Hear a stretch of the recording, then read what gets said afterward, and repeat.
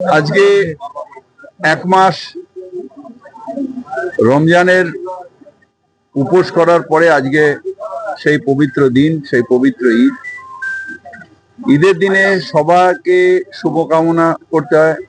আল্লাহর কাছে আমরা নামাজের পরে সেই দোয়াই চাইলাম, যাতে আমাদের দেশের শান্তি সুরক্ষা থাকে, যাতে আমাদের মনের মধ্যে বিদ্বেষ না থাকে, মনের মধ্যে কারোর পাপ না থাকে, যাতে আমরা সবাই ভালোভাবে থাকতে পারি, ঐক্যবদ্ধ হয়ে থাকতে পারি।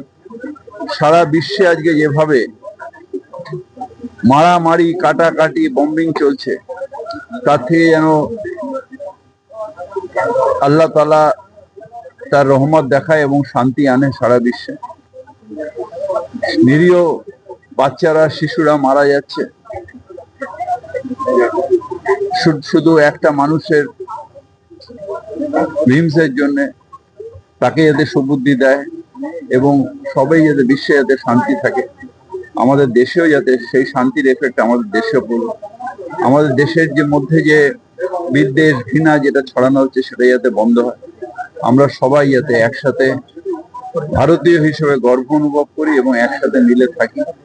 বাংলায় যেরকম আমরা সবাই একসাথে রয়েছি, বাংলার মুখ্যমন্ত্রী যে কাজটা করছেন, অর্থাৎ সাম্প্রদায়িক সম্প্রীতি, সেই কাজটা যাতে সারা ভারতবর্ষে তথা সারা পৃথিবীতে ছড়িয়ে পড়ে, এই বার্তাই আজকে আল্লাহর কাছে এই দোয়াই চাই। আসলে যাদের মনের মধ্যে পাপ থাকে, যাদের মনের মধ্যে বিদ্বেষ থাকে, তারা এই কথাগুলো বলে।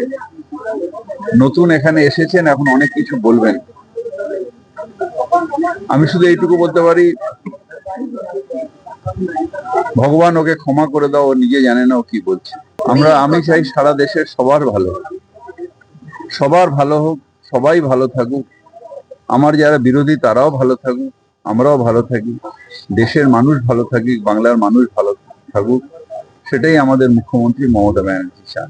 আমরা আশা করব যদি সব ভারতীয় যাতে ভোট অধিকার থাকে, ভারতীয়দের যেভাবে হ্যারাস করা হচ্ছে যাতে না করা হয়, যে অন্তত বিচারের বাণী যেন নীরবে নিবৃতে না কাঁদে, যাতে বিচার পায় সব ভারতীয়, যে আমি ভারতীয়, আমার কাছে ভোট অধিকার আছে, এটা আমার সংবিধান আমায় দিয়েছে, এইটাই যাতে থাকে। এক শ্রেণীর মানুষ, এক ধর্মের মানুষ, এক বর্মের মানুষ, তার নাম কেটে দেওয়া হবে, এটা সংবিধান অ্যালাউ করে না। তাই বিচার ব্যবস্থার কাছে আমার অনুরোধ, দেখে করবেন, যাতে কোনো ভারতীয় নাম যাতে বাদ না যায়, আর কোনো ভারতীয় যেন হ্যারাস না হয়। আমি ভারতীয় এটা প্রমাণ করার জন্য হ্যারাসমেন্টের দরকার। আমি জন্মেছি, এটাই তো আমি ভারতীয়। গাফিলতি তো হয়েছে, বড় গাফিলতি হয়েছে, পুলিশ নিজের নিশ্চয়ই ব্যবস্থা নেবে এবং ব্যবস্থা নিয়েওছে। যে কোনো মৃত্যু অত্যন্ত দুঃখের।